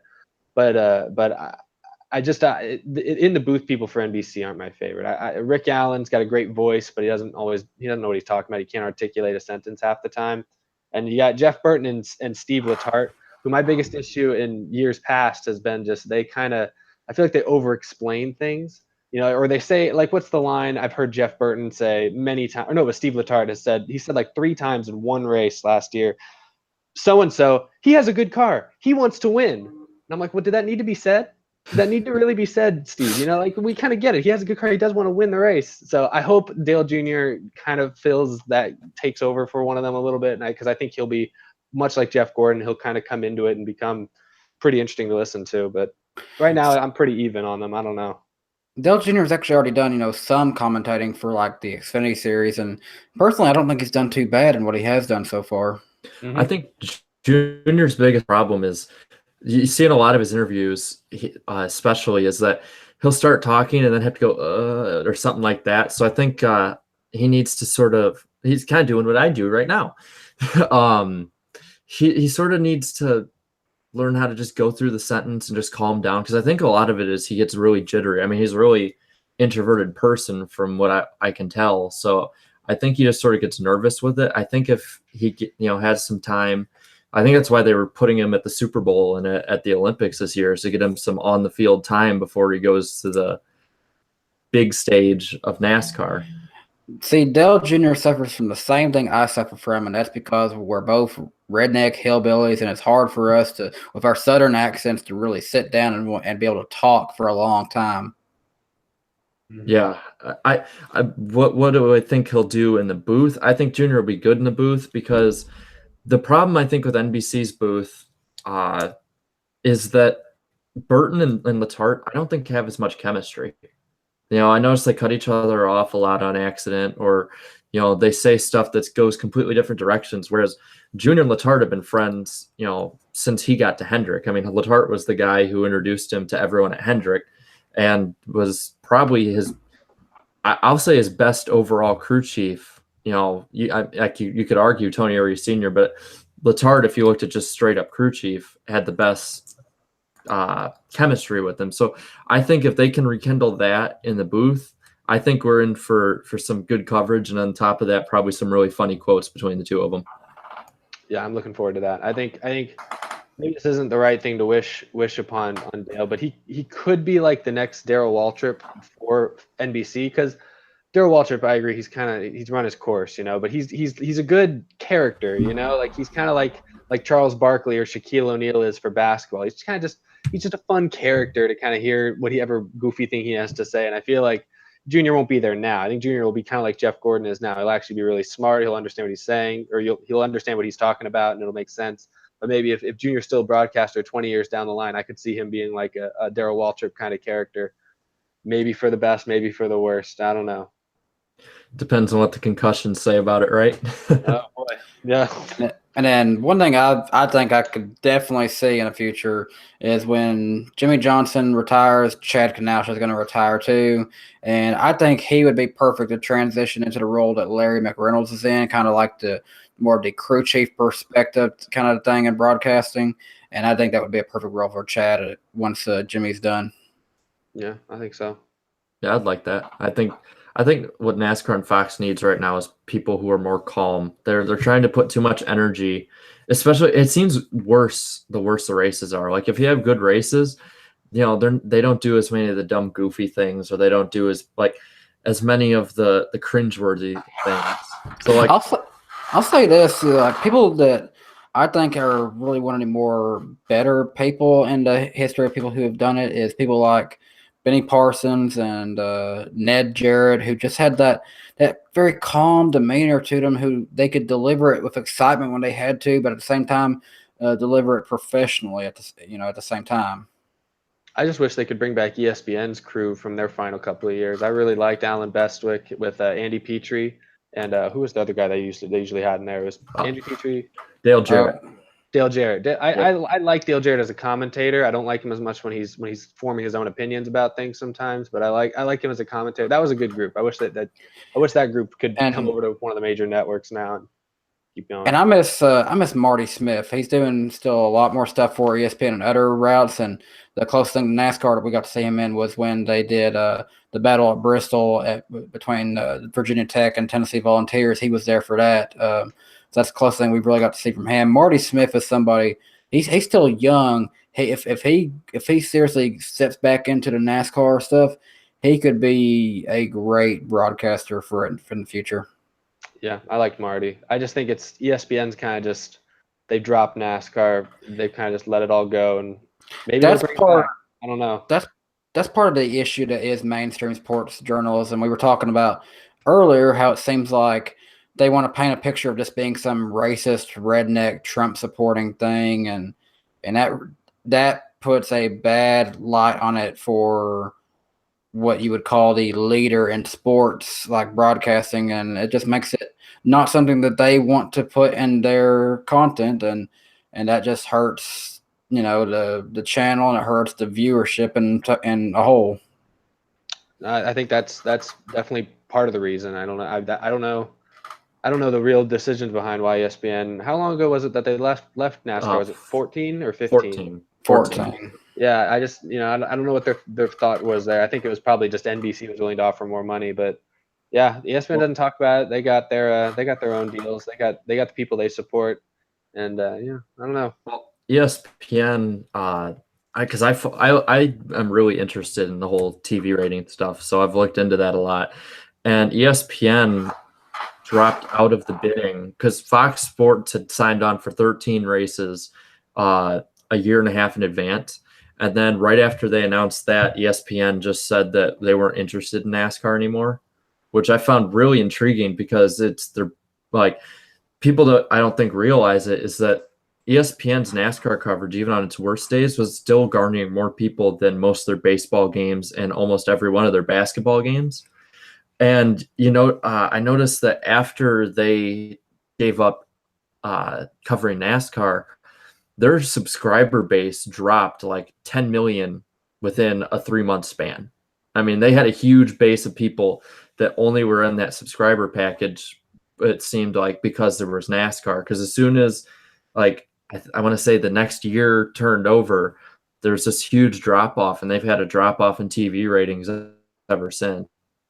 I'll say one thing. I never really cared much for the broadcasting itself, but in a way, I kind of miss when it was with TNT broadcasting a few races a year, because it was always kind of cool that we'd watch like a race, and then right after a movie come on, and it'd be like, this actually keeping me drawn to this channel. Yeah, you get your NASCAR, and then right afterwards they're playing like whatever new episode of 24 is out that day. Those are the days, Yeah, I'll be back in a minute. I just gotta go run and get something real quick. Mm-hmm. All right. Well, it's just me and Eric here now. So I'm going to take a moment here to read the chat if there's anything new here. Yeah. Any questions? Someone said NASCAR fans wanted ESPN gone, but when NBC came, the fans wanted Alan Bestwick. And yes, I agree on that. I've been saying this for years how much I liked Alan Bestwick. When I don't know, he was good, but yeah, for years everyone said ESPN was worse than Fox, and they probably honestly they were. I liked Alan Bestwick, but Fox was really good back then. I like with the Darrell Waltrip still kind of, made sense in that time. That was a good group. I could talk for a long time about NASCAR, or for sports broadcasting in general. I don't know. You watch enough sports, you see what works and you see what doesn't work. I was watching an NBA game the other night and they had Nate Robinson on. He didn't know what was going on. It's tough to watch. Yeah, I mean that's the same thing. Same thing for anything really. When it comes to my YouTube channel, I watch a lot of channels that aren't even NASCAR related, but I see what works for YouTube channels in general and the way that videos are being set up. And a big thing that appeals to me is a lot of list videos, and that's how I like to style it. So the thing with NASCAR is they need to see go back to what really worked. Go back to when viewership was the highest, see what worked then, and try to apply that to what it is now. Mm-hmm. That's easier said than done. It's hard to know. It's hard to really pinpoint what hurt their viewership. I think I personally believe what's hurt their viewership the most last 2 or 3 years specifically has been the big name stars leaving. But yeah, I think if NASCAR, I think the actual racing product these days is decent. It's better than it was in 2013, I'd say, when they first introduced the Gen 6 car, but you could argue it's not as good as it was in the mid 2000s, with the Gen 4 car and stuff like that. I think that's fair. But the product's not. I don't think that's the issue these days. I think it is the star power and just the hype. There's no hype week in, week out. There's not, other than the Daytona 500 when you had like Bubba Wallace or Danica Patrick making her last race. You just don't have the national stories going into every single race the way you used to have. And at least when you had drivers like Dale Jr. and Jeff Gordon, you had at least national attention because people from all across the country, all across the world, knew who they were and rooted for them. So I think NASCAR needs to hope these young guys. They need to hope Chase Elliott wins a championship this year. If Chase Elliott wins a championship this year, I think NASCAR will be saved. I don't want to say saved. It won't automatically save all their problems, but it would be a huge boost if that were to happen. Yeah. I think if he's in a championship race, at least that'll be a big help. Yeah, definitely. Yeah, and I agree with you about about how the last few years has been the star power leaving has been the big problem because they had the drop off like 2005 was their peak year, and then it was a little lower in 06 and 07, a little higher in 08, and then 09 and 2010 it went down. But it's like 2011 it went up, and it just sort of stayed flat for 2012, 2013, and then a little down in 14. And I think the two big problems they had is I was actually really upset when they switched TV contracts. Because I wanted ESPN, I wanted it to be 3 network. I wanted it to be, Fox have the first 12, NBC have the middle 12, and then ESPN have the last 12, like start at the Southern 500 or start with Bristol. Because I feel like they had, consistency, I guess you could say. That's one thing that I think hurts NASCAR a lot with TV ratings is that nowadays it's not consistently on the same channel. I mean, it's 5 races on Fox, then there's gonna be 2 on FS1, and then there's switching between Fox and FS1, and then NBCSN and NBC. And I think that I think the drivers leaving is a big problem, on top of switching contracts and everyone having to switch over with their TV stuff. And then I see in the chat really quick. Let me see if I can scroll back to that. There's one that said Ultimate 23 Dragon. I've heard of that one before. Said that NASCAR fans wanted ESPN gone, but when NBC came, the fans all wanted Alan Bestwick. True. Yeah, we were talking about that when he went away. Alan Bestwick was one of the GOATs in NASCAR broadcasting too. I like when you look at the radio of Dale Earnhardt's last win, and he was on MRN. So he was covering the race with Barney Hall. So I thought that was a pretty cool duo. And then asking if that's a free Matt shirt. This is free Matt from the purgatory that is retirement. iPug Racing said NASCAR has lost all its potential. I don't think that's true at all. It's the potential still there, but it's up to the executives of NASCAR. It's up to fans in general to try to explain to people why we appreciate the sport so much. And honestly, I think that's a thing that us as NASCAR YouTubers are trying to do. At least that's one thing I want to try to do, is put out why I love the sport, what drew me into it, and why I'm not leaving it. Yeah, That's what I do too. Everyone's always, everywhere you look, people even my age are so down on the sport, and they assume it's going to be dead in 5 to 10 years. They assume everyone involved in it's terrible at their jobs, and that's why it's failing. And I'm like, that's just, I think I talked about this earlier this week on one of my episodes. I lose track, but it was, it's good to be optimistic. It's okay to be optimistic about things. And that's why I have been making NASCAR videos for, God, it's been almost 7 years. Jeez. I've been making NASCAR videos for a long time. And a large part of it's because I really enjoy NASCAR. I think it's a sport that still has a lot to offer people. And I think I think it's struggling now, no doubt. But I wouldn't say it's lost its potential. I'd say starting this year, I think it has the most potential it's had in arguably 20 years since the last big, moving, changing of the guard, I think one thing they do need to address is sort of reconnecting with a few of the older fans. At least not in the sense I would love if they could change back to just the old system of the full season, but I understand that they've had the chase so long and they've built up so much with younger fans that's never going to be a realistic thing. Yeah, but I think that, like we were talking about with short tracks earlier, I think that would be a great way to rekindle some of the lost fans if they could have racing that they could connect with more. So it's like my grandpa was saying that when he started watching, it was like every week there was something awesome, on with racing, or there was something that was always bringing you back, and the personalities they were able to show more of. And I think I think a lot of it has to do, don't get me wrong, a lot of it has to do with NASCAR changing a rule every time, night turns into day. But I think also a lot of it has to do with the fact that the TV coverage, that they have been falling short. I mean, you look at old cameras and stuff. I think cameras have and views of the race have a lot to do too with how excited you get. I remember when I first started watching them 30 cars in a pack at Daytona, and they showed a view out of Junior's back window. Not the one like the rear view, but the one right behind the driver's seat, and they were showing out the side of the car as Jeff Gordon was passing by, and it looks so fast. It looks so good. They need to just have stuff like that, have stuff in the car that follows the driver's head like they have now, stuff that shows why this is such an extreme sport and why people are attached to it. I'll give them credit. The visor cam that they've been doing at Fox looks awesome. I love that a lot. I remember when NBC that's very good. I remember when NBC started that, they had it with Michael Waltrip, and they had the camera when he had flipped in the air at Daytona or something from his view. So that was pretty cool. So I like that. I give them a lot of credit. I like the gyro cam. I wish they would have sort of fixed a few of the bugs.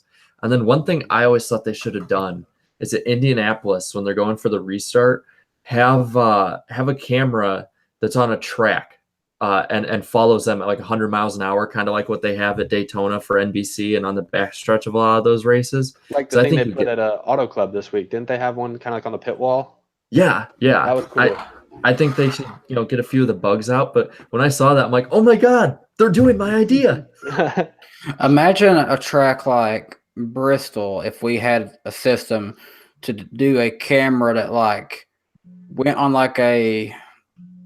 I guess monorail would be the best term for it, but a track, something kind of like that, where it would literally go along either the wall or the catch fence or something, and be able to follow all the action all the way around. That'd be pretty cool.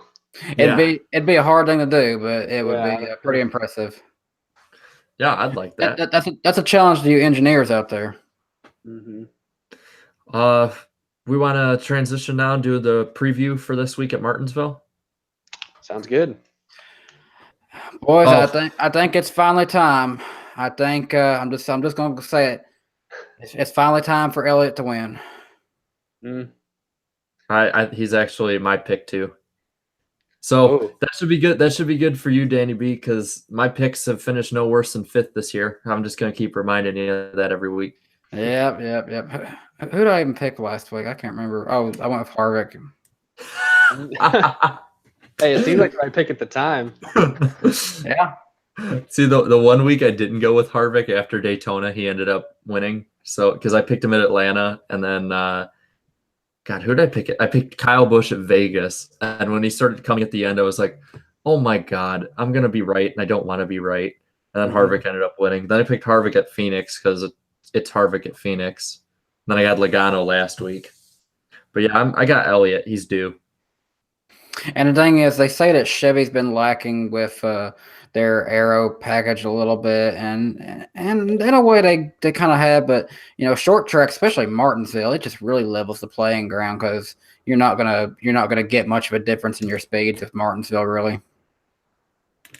I'll say this: I was really close to picking Chase Elliott. I was very, very close, but I didn't pick Chase Elliott mainly because he's what did he finish last week at Auto Club? Was it like 16th or something like that?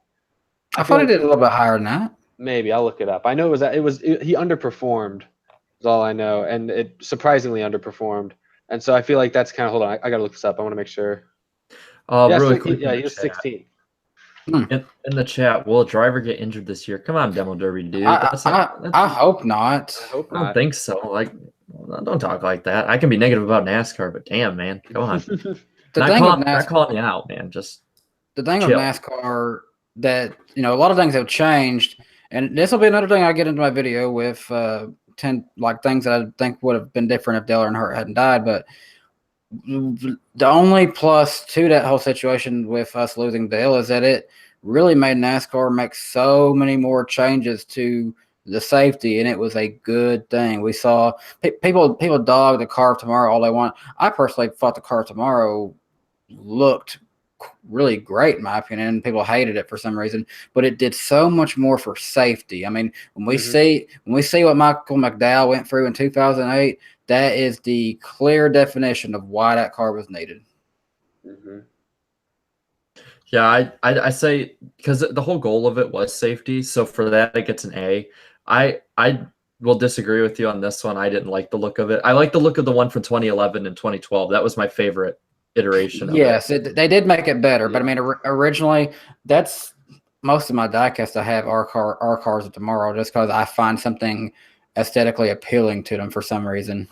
But I mean, overall, the racing the last year or two was pretty good, but I'd give the racing like a C minus C.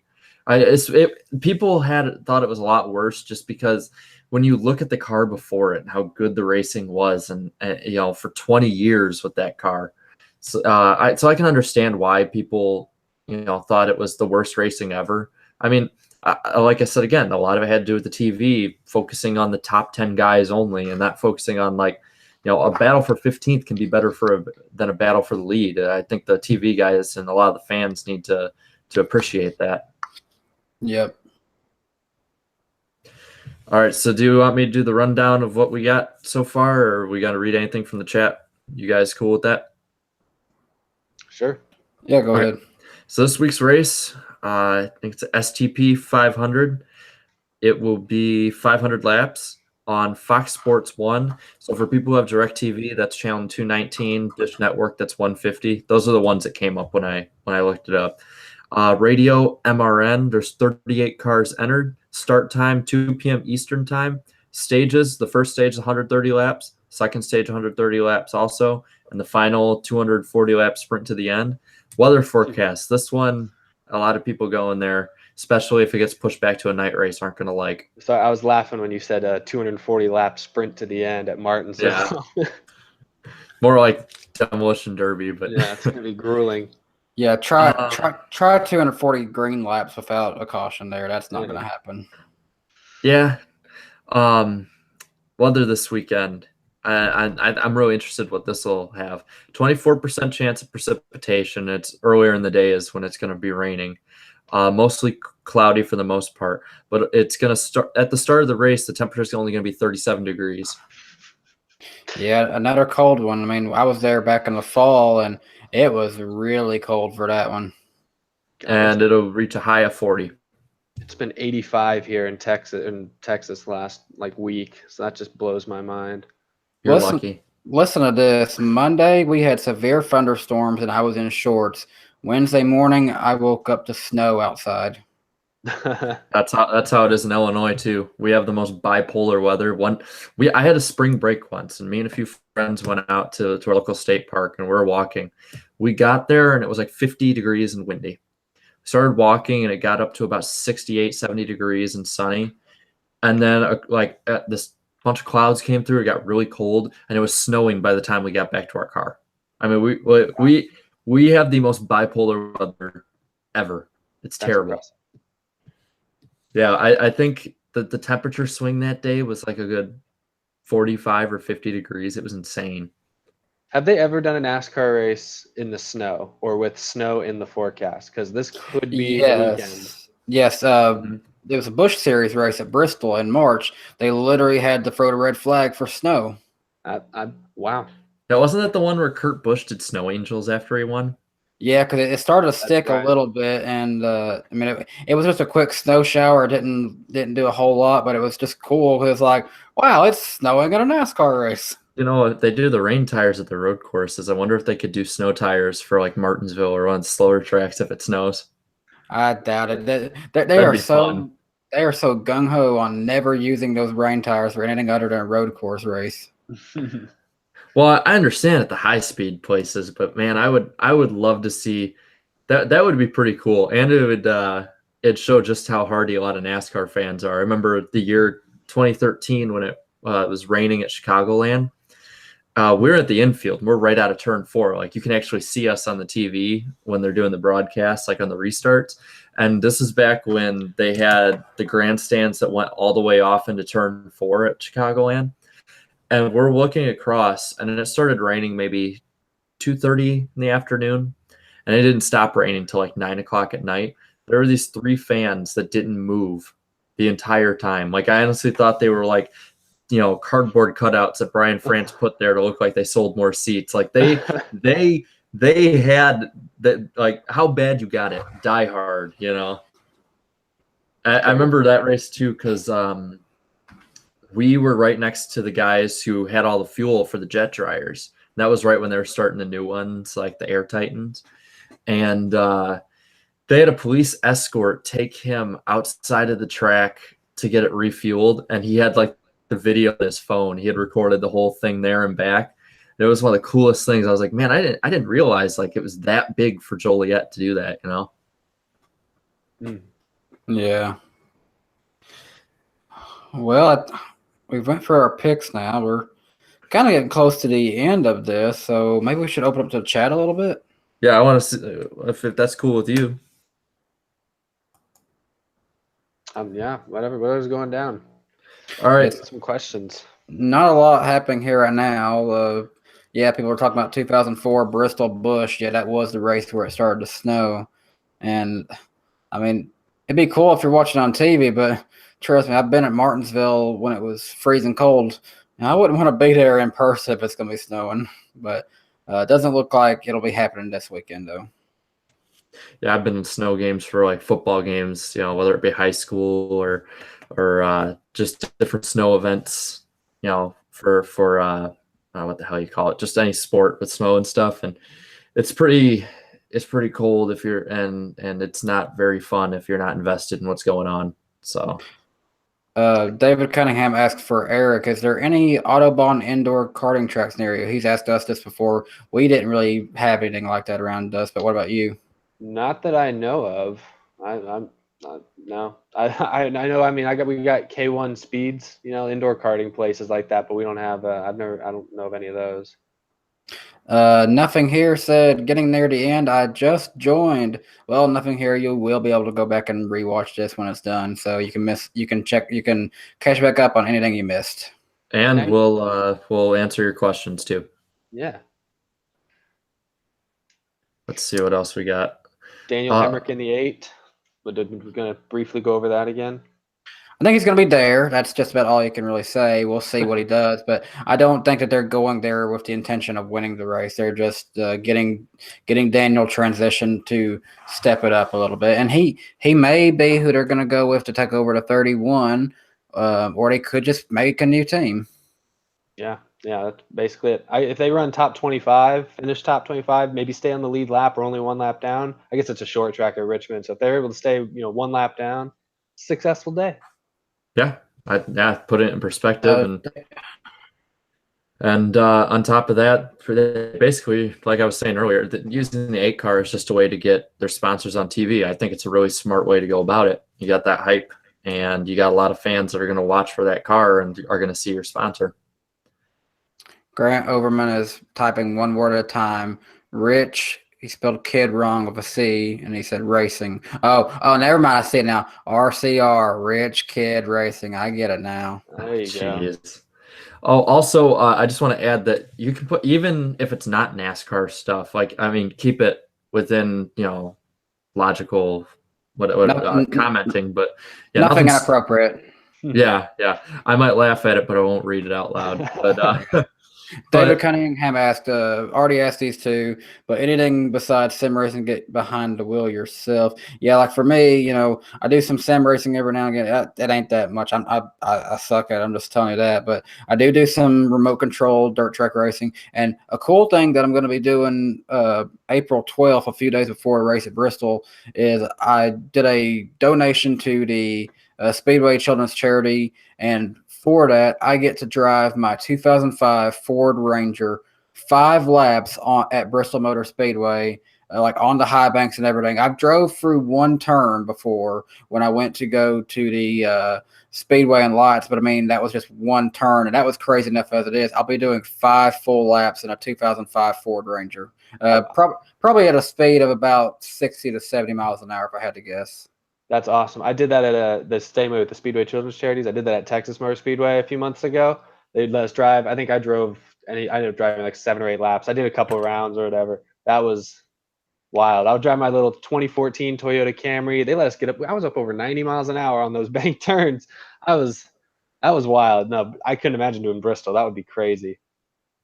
Claudia Kill says, saw this question asked on Race Up earlier tonight. Which short track should host a championship? Martinsville, Bristol, or Richmond? First of all, I want to say, Claudia, you are pretty cute. I just hope you know that.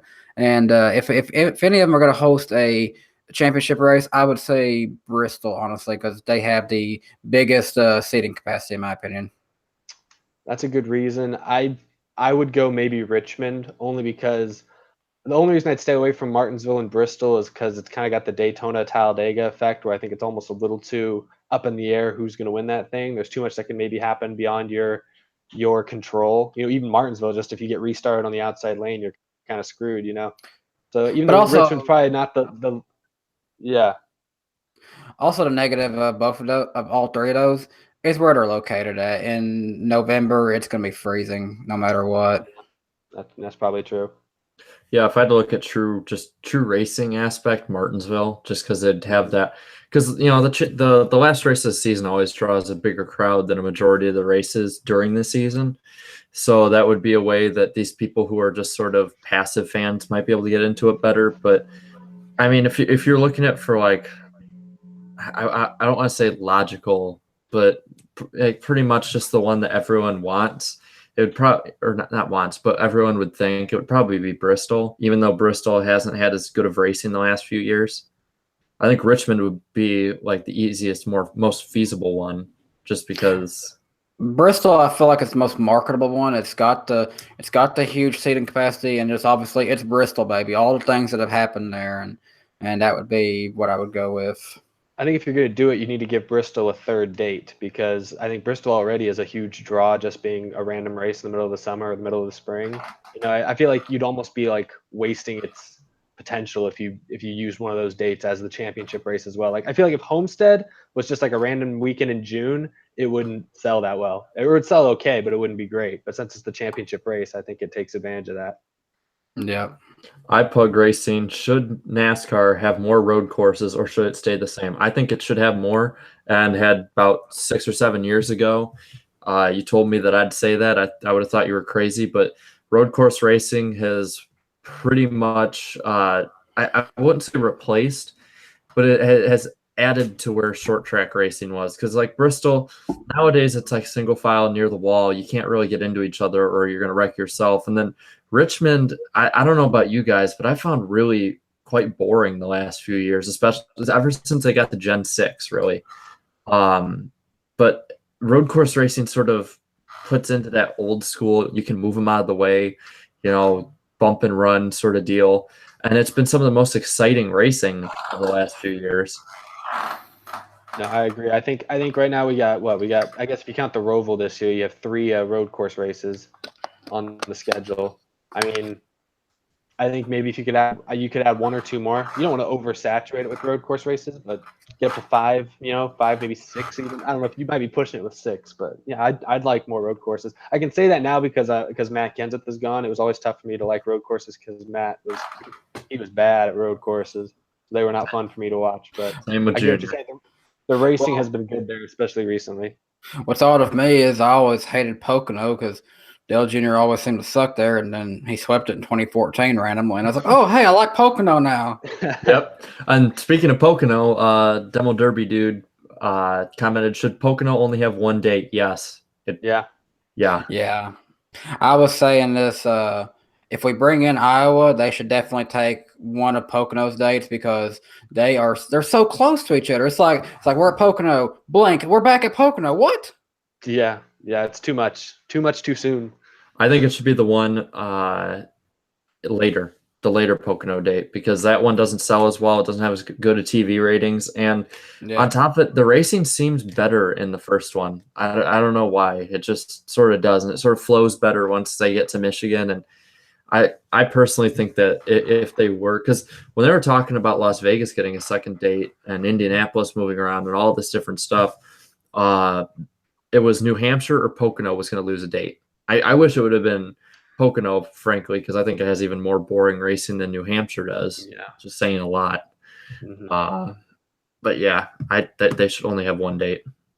Mm-hmm. See, Henry asked, what track should get 2 races that get 1? Out of the Cup ones, I'd have to go with Atlanta. I feel like that they deserve their second race back. Where you'd fit it in, I'm not quite sure on, but I think that Atlanta would benefit from having another one.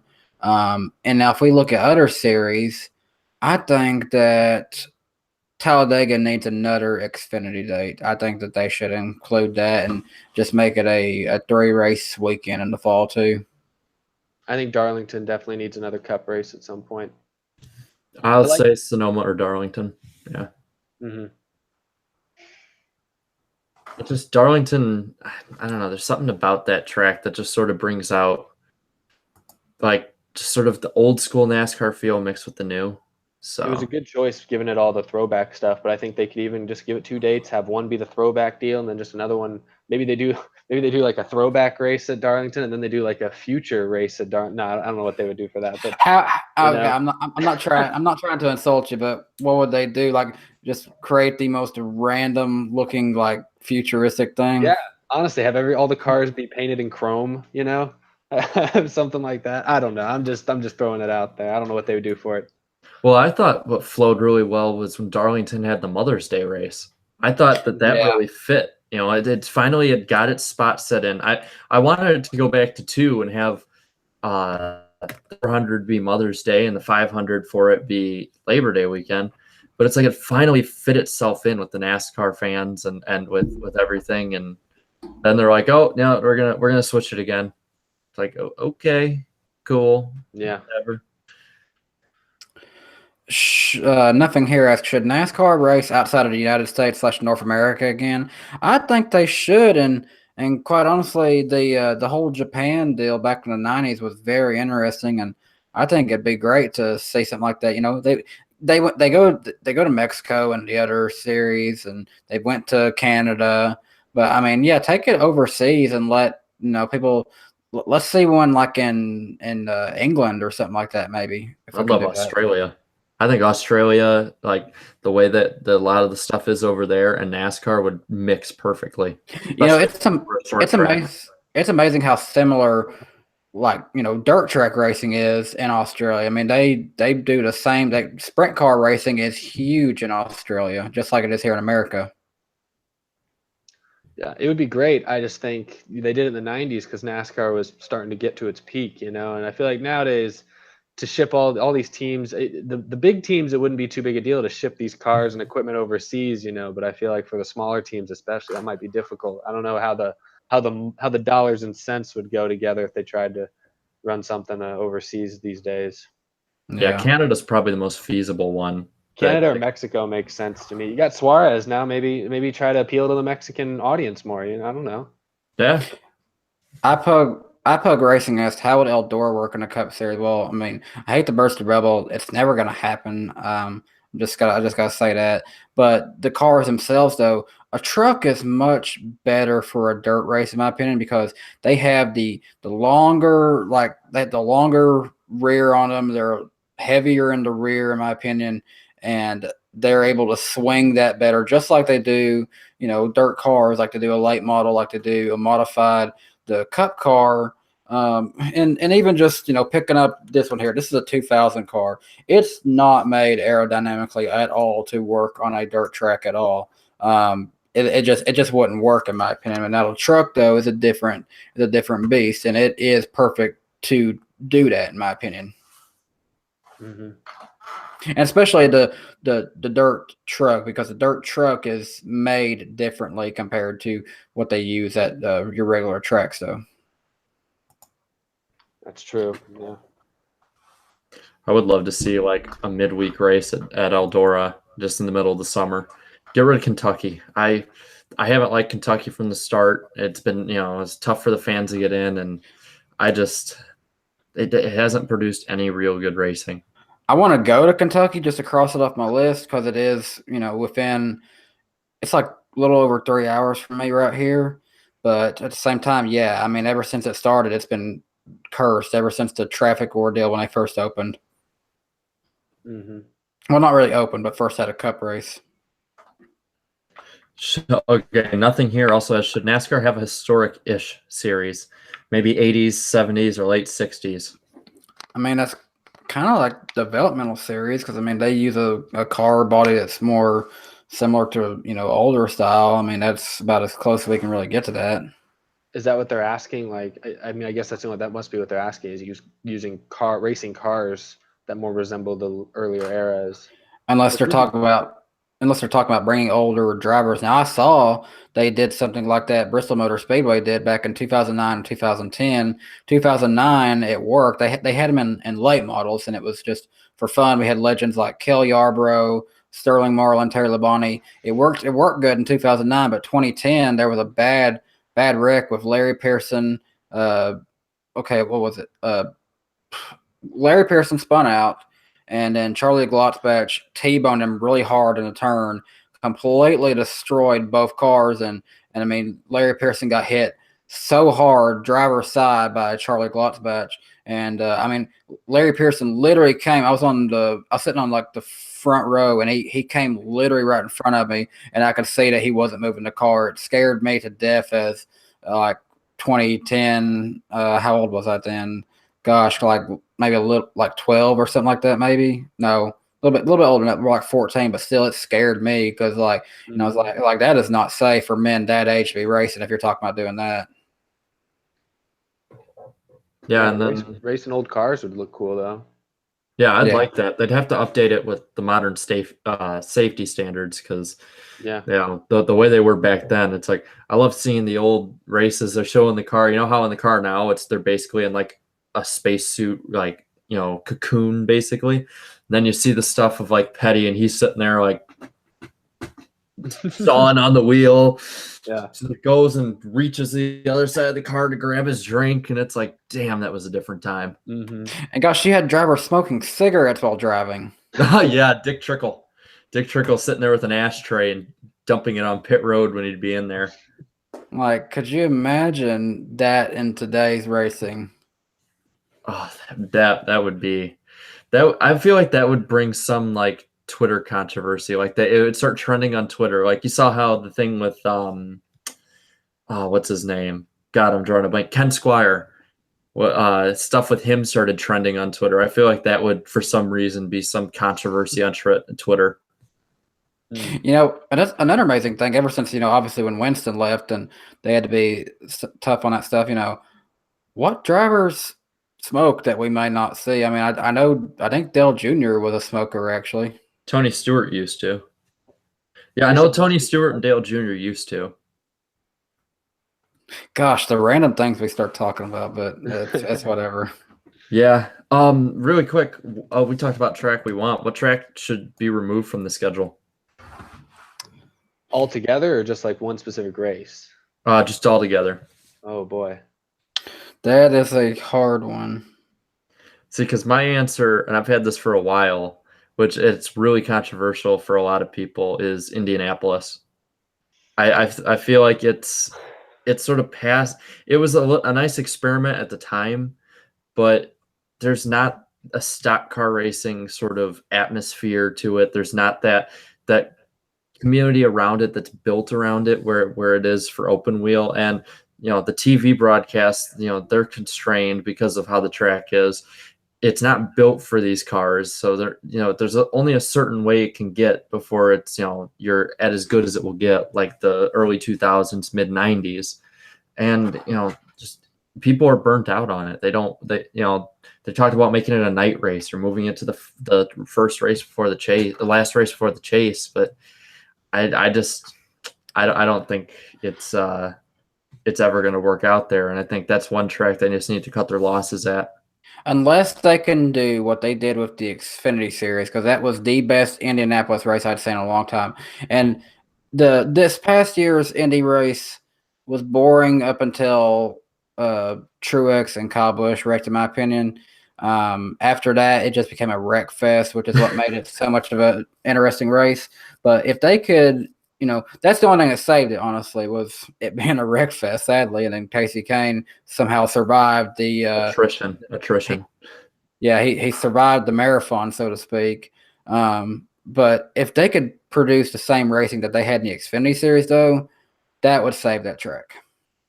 I like what you said though about Indy not having kind of the NASCAR really just feel about it. It just isn't considered a NASCAR track. So like that, I mean, the idea that Indy could leave, Indy's ratings aren't good for it. People don't go see races at Indianapolis. I would wait and see how it does this year as the last race of the regular season, kind of before I say, oh, we could get rid of it. But it's just winning a Brickyard 400 doesn't mean anything compared to winning an Indy 500, and I don't think it ever will. So it's just kind of, I get what you're saying. I would still probably go with either New Hampshire or Pocono would be the track I'd get rid of. But I don't want to be mean to the Northeast, but I don't really like either of those tracks these days. But I still haven't really decided on one, and gosh, this is controversial, but I'd almost rather replace Sonoma with a Nutter road course. I could see that. I prefer Watkins Glen over Sonoma usually. So yeah, same here. I did notice that other than that, though, the ones that we had brought up before all were flat tracks, so there's a little bit of correlation there. Because what are the flat, like there's those three are the flat tracks, and then Phoenix, and Phoenix doesn't exactly give the greatest racing either. Rusty Walrus, Chicago has to go no, because that's my vacation during the summer. Oh no, he must not like you. Oh, I'll write his name down so I remember him. You're banned. I won't ban, but I'll make your life hell. Well, from what it seems like, I think we got pretty much everything covered. You guys want to give your closing statements, and then we can get on out of here? I think it's this has been a fun stream this week. It's it's about average for what these things are. We try to stay on topic, and then ooh, squirrel, and then we move on to something else. But it's been fun. If y'all want to keep watching these, we rotate them back and forth. We've been doing this back and forth between me and the Iceberg. If Eric wants to occasionally host one, that'd be fine and all too. If you want to keep up with me, you can find me on YouTube as DannyBTalks. Go ahead and hit the subscribe button. I try to post videos every week. What I'm trying to do more is get back into what's definitely working for me is my NASCAR list videos and just my NASCAR talk videos. I'm trying to get more into those, but the streams are also very popular. Obviously, we've had a lot of communication here tonight. So yeah, you can find me at DannyBTalks. I'm also on Facebook and Twitter, and you can go like and follow those pages too, and it'll always tell you when something's coming out. Yep, and you can find me just at DoubleEdud or my name, Eric Estepp. I've been on YouTube for a while. Some of you probably heard of me, maybe not. I do Out of the Groove, which is a talk show. I talk about NASCAR in much short, kind of it's just me talking, but it's short format. But yeah, this has been a lot of fun. I've enjoyed this, and thanks guys for having me on your podcast. And I'd love to do another episode sometime. This is good, and yeah, at some point maybe we pull over to my channel and give it a shot. Definitely have a lot of questions over there, and we'll see how it catches on, perhaps. But I mean, we'll the chat here has been pretty fast. I better hold on for that chat. I'm sure if we ever get over there, you gotta learn to like pick and choose which questions you gotta focus on, and that can be rough. But we'll probably just put it on slow mode for sure. Yeah, we've only had about 17 to 20 people watching this at one time, which I'm sure would be way different on Eric's channel. So perhaps I don't know. Sometimes I'll play Fortnite or something, and there'll be like 15 people in there. We'll be best buds doing a little group hug. There's pros and cons to it. But yeah. Well, we need to get Mr. Eric here a few more subscribers. He's at like 62,000 now, and so need to get him on up to 100 so I can get one of those fancy little silver play buttons. Oh man, my wall back here is looking kind of bare. I gotta have something flashy to catch the light. That would be pretty cool.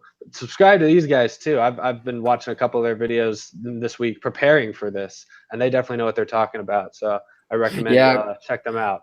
Yeah, because I'm sure I probably just like scared him at first because I just called him out in like the chat and then was like, he's playing Fortnite, and I was like, dude, you need to come onto our podcast. And then a few other people was like, yeah, man, Danny's cool and all, and it's like finally got him to message me, and then he probably think I'm some just stalker or something like that, but no, not really. I don't get that many requests to like collab or anything like that, but on the rare occasion I do. This is really the first like real time I think I've appeared on somebody else's channel. But I don't get that many invitations, so I like to check them out. I like to give them all their fair shakes, but this has been fun. Well, you're always welcome, in my opinion. I launched my channel back in December. I used to have a channel for a long time. It's called Fishing with Leonid, focused towards bass fishing. That's another one of my favorite pastimes, and I just kind of lost my passion for doing that channel, and so over time, I just started watching more people and focused on something that I think I could talk more about. And it just happened to be NASCAR or something I feel like I can talk a little bit more about. Mm-hmm. Yeah, I do have to ask, what are you going to do when you hit 100K? You're going to know anything special? You say when, I ask if. This has been a long journey. If I did hit 100K, I feel like I have plenty of time to think of something big. Maybe I try to do a huge meetup at like the Daytona 500 or something one year. That would be pretty cool for 100K. But I'd have to figure that out. Take some time. That's my goal, is to be able to go to racetracks and like not like dominate everything, but just kind of be there and just kind of have a presence and be able to promote from within, in a sense, I guess is what I'm trying to say. But yeah, I don't know. If I hit 100K. According to Social Blade, between a year and 9 months and 2 years, you should be at 100,000 subscribers. No, that's optimism right there. How about Danny B? What do you do when you hit 1,000? Well, I'll obviously start having some advertisement before my videos, and the only thing I would ask is that please don't skip them too much, because something that people don't know about, if you skip an ad, the person doesn't get paid for that. Mm-hmm. All right, so unless it's like one of these weird 5, and I've even seen an 80-minute advertisement. The rule is that you have to watch at least 30 seconds or halfway, whatever comes first. I think I've actually mulled it over a little bit, and I've told my family that when I get to 1,000, I'm going to do something that's like not even NASCAR related, but it's sort of comedic. I'm going to record myself reacting, because I've never seen it before and I don't want to see it, but I think it'd be a funny reaction to the first viewing of 50 Shades of Grey. Because I have a feeling it'd be something like, oh my God. If that's not incentive to get this guy a 1,000, that's I don't know what is. Yes, come on. You guys want to torture me? Come on. Yeah. Oh yeah, that's gonna be awful. But I figure that's incentive to get people to be like, hey, subscribe to this guy. Why? Well, he covers NASCAR stuff. Okay, why should I actually subscribe to him? Because he's gonna torture himself by watching a horrible movie. Done deal. I'll probably do something pretty spectacular. I just don't know what it would be, because honestly, I never really thought I'd have to think about that, because I didn't think I'd be 3 months in and be less than 300 away from that number. So I'm just blown away, honestly. Mm-hmm. Well, NASCAR community is a great one. Oh yeah, it can be cancerous at times, but at the same time, just for like the most, just like any group, yeah. But for the most part, I mean, so it is probably, in my opinion, and maybe this is because I've been around the NASCAR community for so long, it's one of the most welcoming and just fun communities. Yeah, there's a few idiots here or there, but we just sort of shuffle them to the side. Yeah. Yep. Nothing here said I should do another cooking video. And yeah, so I did a video here recently, how to make Martinsville hot dogs, especially for this week. Actually, the people of Martinsville Speedway's Twitter tweeted back at me, said they loved it. So it was pretty fun making that. If I do any other racing related thing, I can do Elliott Sadler's famous bologna burgers. That's the only other really NASCAR recipe I know. Well, if you're doing a cooking one, you could do one in honor of Breaking Bad being gone for like 4 or 5 years now. It's time to cook. All right. Well, it's been fun. Thank you guys both for coming on tonight. You can find me on Twitter at IceTitan80, on gab.ai at Iceberg, and then on this channel, obviously, just subscribe, like, share, whatever you need to do. Make sure you lick that like button, and until next time, we'll see you around.